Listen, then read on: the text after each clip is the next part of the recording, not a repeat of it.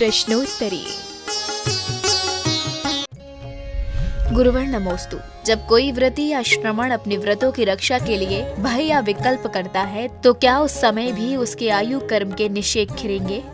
नहीं, क्योंकि व्रत और धर्म की रक्षा करने के लिए जब व्यक्ति आयु कर्म की उदीर्णा करता है तो उदीर्णा तो होती है, लेकिन उस उदीर्णा का जो दोष है वह इतना जघन हो जाता है कि व्रतों की रक्षा के लिए, जैसे कई लोग अपने धर्म की रक्षा के लिए प्राण भी दे देते हैं, तो वहाँ तो आयु कर्म की उदीर्णा हुई, लेकिन वो आत्महत्या नहीं मानी जाती। जैसे पहले सतियाँ जौहर करती थीं, वो आत्महत्या के अंतर्गत नहीं आएगा। धर्म की रक्षा के निमित्त से जो भय होगा उसमें आयु कर्म की उदीर्णा तो होगी, लेकिन आयु कर्म की उदीर्णा से बड़ा जो पुण्य है वह धर्म की रक्षा का है। इसलिए जैसे उपवास आदि करते हैं तो उस समय व्रत नहीं टूट जाए या आदि के लिए भय उत्पन्न होता है तो वो भय उतना ज़्यादा नुकसानदायक नहीं है। लेकिन सांसारिक भय, धर्म रक्षा का जो भय है उसको आचार्य भय की कोटि में नहीं लेते। सांसारिक जो भय हैं उनसे भयभीत होना ये निषेध कहा जाता है। गुरुवर नमोस्तु। कोई व्यक्ति मंदिर में धार्मिक क्रिया करता है लेकिन मंदिर से निकलते ही छल कपट में लिप्त हो जाता है, तो उसे कैसे कर्मों का बंध होगा?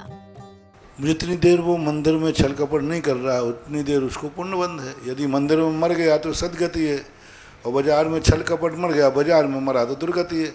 अब वो मरने का इंतजाम करेगा, कहाँ मरना है?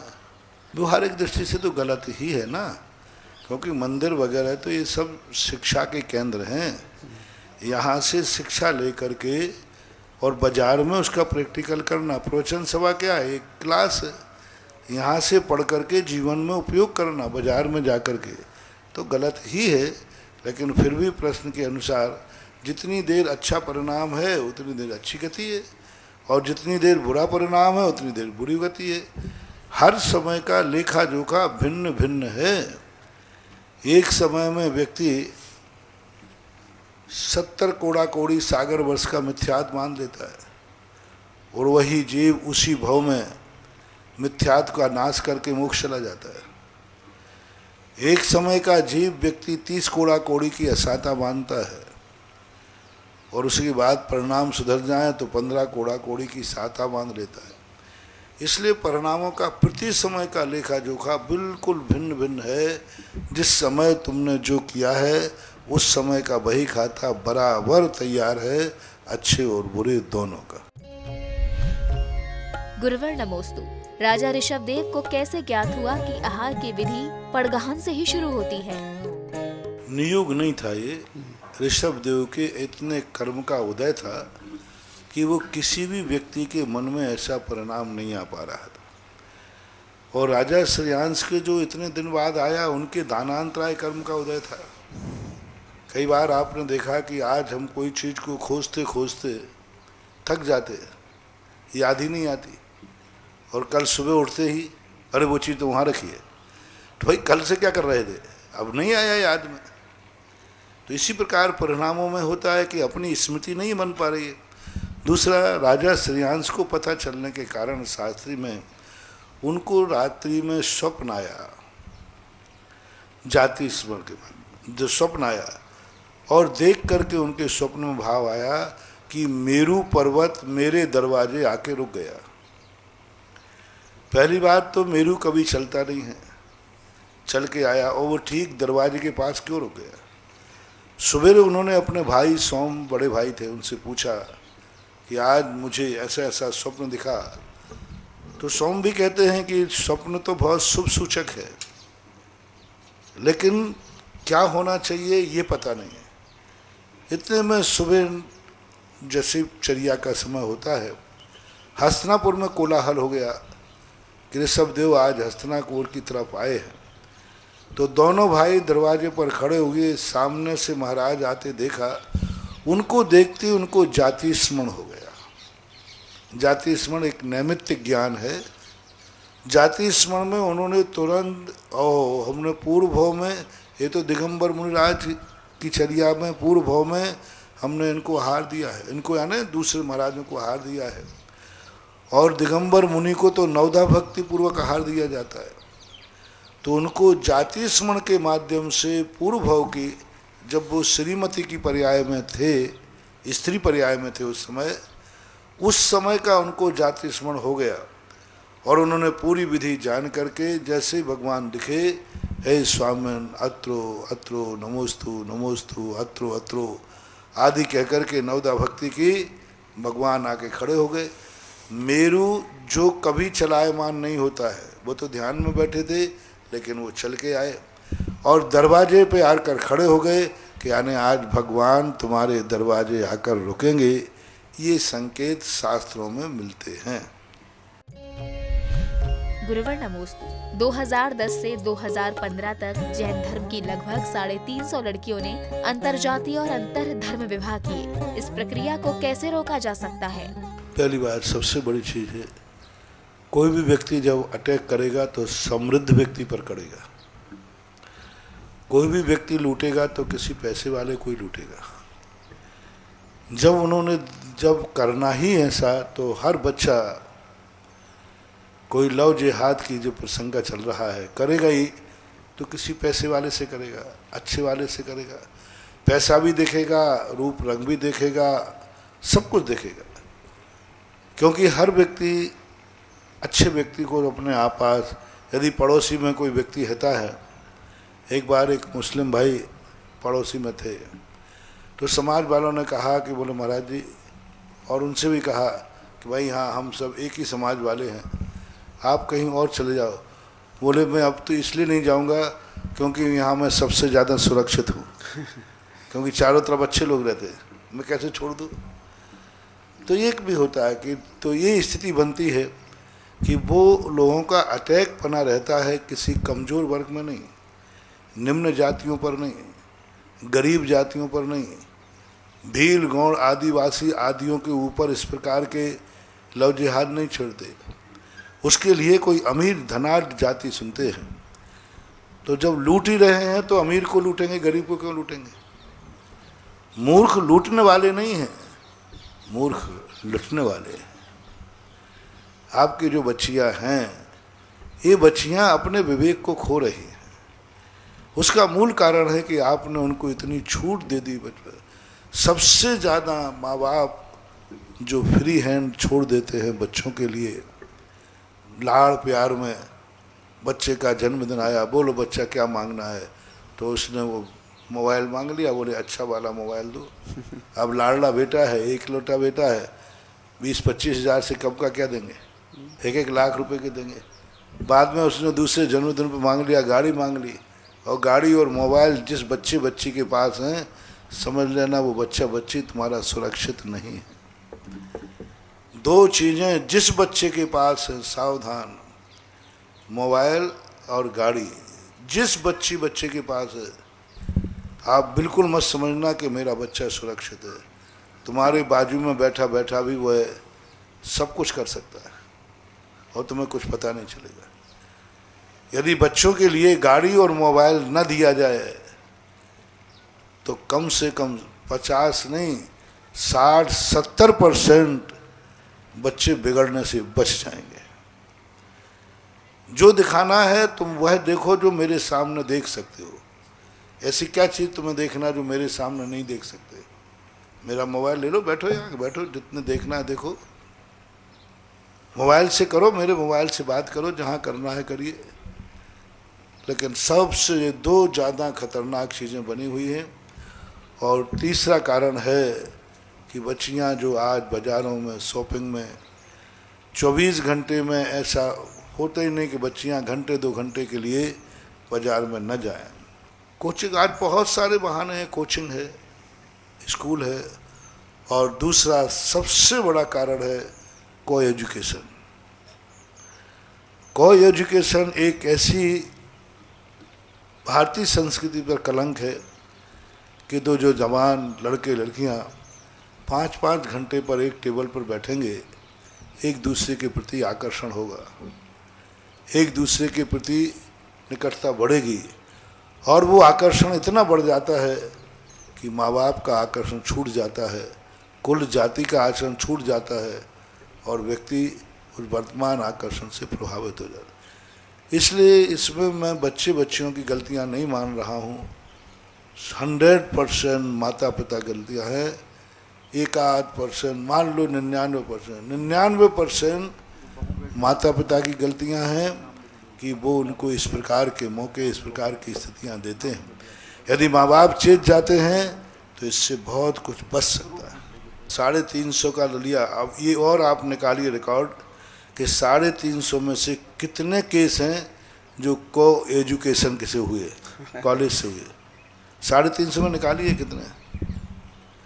350 में से जो कॉलेज लाइफ में एक साथ पढ़ते थे वो 350 में से कितने निकलेंगे? 90% वो निकलेंगे, बस खत्म हो गया। 10% वो निकल जाएंगे जो तुम्हारे मोबाइल गाड़ी से डिस्टर्ब हुए। सबसे बड़ा परिणाम ये है कि को एजुकेशन ये अभिशाप है देश के लिए। ऋषभदेव ने यहाँ तक कह दिया था कि बेटा बेटियों को भाई बहन भी हों तो भी एक टेबल पर न पढ़ें, एक साथ न पढ़ें, पढ़ें तो माँ बाप की साक्षी में पढ़ें। ऋषभदेव का संदेश था। कितना बेचारा सोच था। हजारों लाखों वर्ष पहले ऋषभदेव ने अपनी खुद की बेटियों को भाइयों के साथ नहीं पढ़ने दिया। भरत बाहुबली के साथ पढ़ाई नहीं करने, अध्ययन नहीं करने दिया। भरत बाहुबली सगे भाई थे, भाइयों की क्लास अलग और बच्चियों की क्लास अलग। 2 भाई बहन मिलकर के भी एक साथ एक टेबल पर पढ़ने की मनाही है ऋषभदेव की तरफ से। ऋषभदेव कहते हैं भाई बहन भी क्यों ना हो, उस उम्र के लिहाजे के तकाजे में उनको दूर रखना ही श्रेष्ठ है। जब भाई बहन ही एक साथ नहीं पढ़ सकते थे, अब तो कॉलेज में कौन क्या पढ़ रहे हैं। और उन्होंने स्वयं पढ़ाया, चाहते तो टीचर लगा सकते थे ऋषभदेव,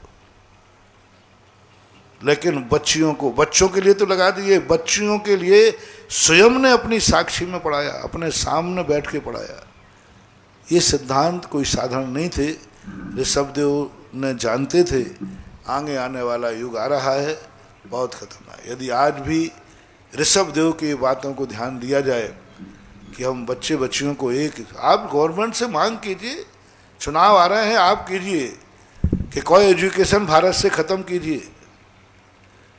बच्चियों के कॉलेज अलग हों, बच्चों के कॉलेज अलग हों, मांग कीजिए। खोलेंगे 50 बार खोलेंगे, खोलना पड़ेगा उनको। लेकिन दुर्भाग्य है कि माता पिता खुद पसंद नहीं करते कि मेरा बच्चियां अलग अलग कॉलेज में पढ़ें। एक गर्ल्स कॉलेज था और बच्चों का कॉलेज अलग था। एक स्थान की, राजस्थान की घटना है शायद, जो बताया था कि जैसे उन्होंने एक को एजुकेशन का कॉलेज खोला, सारे माँ बापों ने अपने बच्चियों को निकाल करके, जो गर्ल्स कॉलेज में पढ़ते थे, निकाल के को एजुकेशन में डाल दिया। जब तुम खुद इतने ना समझ हो जाओ तो बच्चियों क्या दोष देते हो? कुछ दोष नहीं। गुरुवर नमोस्तु। वेदी पर विराजमान भगवान की प्रतिमाओं पर गीले कपड़े से प्रक्षालन करना उचित है या अनुचित? कोई बाधा नहीं है। गीले कप वो अभिषेक नहीं है। सबसे बड़ी बात चीज़ ये है कि कोई मजबूरी हो, औषधि हो, उसको तुम लोग भोजन मान लेते हो। अभिषेक जो है मंदिर में भगवान का होना चाहिए श्रावक के लिए। शेष भगवानों का जो अपन मार्जन करते हैं, प्रक्षाल करते हैं, ये धर्म नहीं है। ये मात मूर्ति की सफाई के लिए किया जाता है। मार्जन में, प्रक्षाल में अलग चीज़ है, अभिषेक अलग चीज़। अभिषेक का मंत्र है और बीजाक्षर हैं।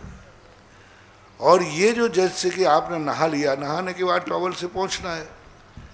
जो प्रक्षाल किया जाता है गीले सूखे से, ये मात मूर्ति की सफाई है। मूर्ति में गीलापन ना हो, मूर्ति में धूल ना हो। इसलिए मूर्ति की में कोई भी धूल आदि आ जाए, उसको साफ करने के लिए किया जाता है। वो गंधोदक कदापि नहीं है। उसे गंधोदक के भाव से करना भी नहीं चाहिए। वो तो एक मूर्तियों को साफ करने के लिए किया जाता है। और धारा जो छोड़ी जाती है वो धारा अभिषेक होता है। और सभी मूर्तियों पर अभिषेक जरूरी नहीं है, श्रावक के लिए जरूर है, मूर्ति के लिए अभिषेक जरूरी नहीं। किसी भी आगम में ये नहीं लिखा कि मूर्ति के लिए अभिषेक होना जरूरी है। यदि अभिषेक नहीं होगा तो फिर मूर्ति नहीं कहलाएगी। पूरे प्रतिष्ठा पाठों में देखा, कहीं नहीं लिखा कि मूर्ति के लिए अभिषेक जरूरी है प्रतिष्ठा के बाद। सभी जगह ये लिखा है श्रावक को अभिषेक करना जरूरी है, मूर्ति के लिए नहीं। गुरुवर नमोस्तु। श्रावक षट आवश्यक का पालन करता है तो क्या वह कुगति से बच सकता है? पूरा 100% षड आवश्यक का पालन नियम लेके करता है। तो ऐसे नहीं कि कर रहा है, कभी मर्जी आई तो कर लिया, कभी मन माफिक नहीं। धर्म की क्रियाएं मन मौजी नहीं। हमारा मन होगा तो कर लूँगा, मन नहीं होगा, आज मेरा मन नहीं लग रहा है तो नहीं करना। महाराज आज मेरी श्रद्धा नहीं है अभिषेक की, नहीं करूँगा। आज मेरा मन नहीं है कि मैं पूजा करूं। यदि ऐसा तुम कर रहे हो तो दुर्गति होने में संदेह नहीं है, हो जाएगी। लेकिन नियम लेकर के करना कि ड्यूटी ये ड्यूटी, मन लगे या न लगे पूजा होगी, मन लगे या न लगे स्वाध्याय होगा, मन लगे या न लगे आहार दान देखूंगा दूंगा, नहीं है तो अनुमोदना करूंगा। ऐसा नहीं, कभी कभी निरंतर व्यक्ति के मन में भाव होनी चाहिए। और ऐसा नियम जिसने लिया है कि 6 आवश्यक मेरे जब तक है। नियम कौन सा कहलाता है? महाराज ठीक है मैं कल से अभिषेक करने जाऊंगा, ये नियम नहीं हो गया। महाराज कल से मैं पूजन करूंगा, ये नियम नहीं हो गया। महाराज ठीक है मैंने नियम ले लिया। नियम के साथ होता है मेरे घट में जब तक प्राण है मैं इस नियम का पालन करूंगा। ऐसा संकल्प लिए बिना नियम नहीं माना जाता। लोग कहते महाराज मेरा अभिषेक का नियम है। कैसा नियम है? बोले जब तक समय है तब तक है। मुनि महाराज जब नियम लेते हैं तो ऐसा नहीं ठीक है महाराज मैं मुनि बना जाता हूँ, नहीं, मुनि बन जाएगा, गुणस्थान नहीं बनेगा। जब तक मुनि महाराज ये नहीं कहेंगे जब तक मेरे घट में प्राण हैं मैं मुनि व्रतों का पालन करूंगा, ये नहीं कहोगे तब तक ये नियम नहीं माने जाते। आजकल लोग कहते महाराज जी हमारे तो नियम है, हम रात में नहीं खाते, हमारा नियम तो है हम अभिषेक पूजन करते, हमारा नियम है कि हम ये फलानु वस्तु का त्याग है। नहीं, ये नियम नहीं माना जाएगा। क्या आपने नियम के साथ ये जोड़ा है जब तक मेरे घट में प्राण हैं तब तक मैं यह नियम पालन करूंगा। ऐसा संकल्प किए बिना वो नियम की कोटि में नहीं आता। और फिर उस नियम के प्रति उपधान, जब तक घट में प्राण है तब तक मैंने, यदि किसी दिन नहीं मिला तो मैं अन्न जल ग्रहण नहीं करूंगा, अन्न जल में ग्रहण नहीं करूंगा, ये उपधान यदि लिया है तो वो व्रत माना जाएगा। और उस व्रत से ही व्यक्ति को सदगति की घोषणा कर लेते। अभी तो तुम्हारा व्रत क्या महाराज है, किसी दिन यदि नहीं मन हुआ तो नहीं जाऊंगा, हफ्ते में 1 दिन की छूट रखता हूँ, नहीं जाऊंगा, तो फिर इससे जनरल व्यवहार है तो हो जाएगा।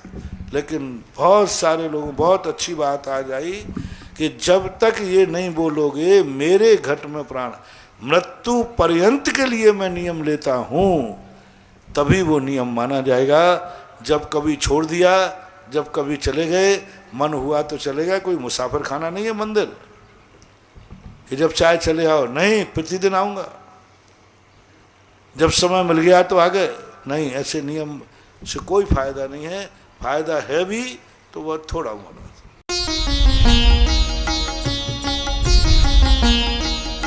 सुधा प्रश्नोत्तरी।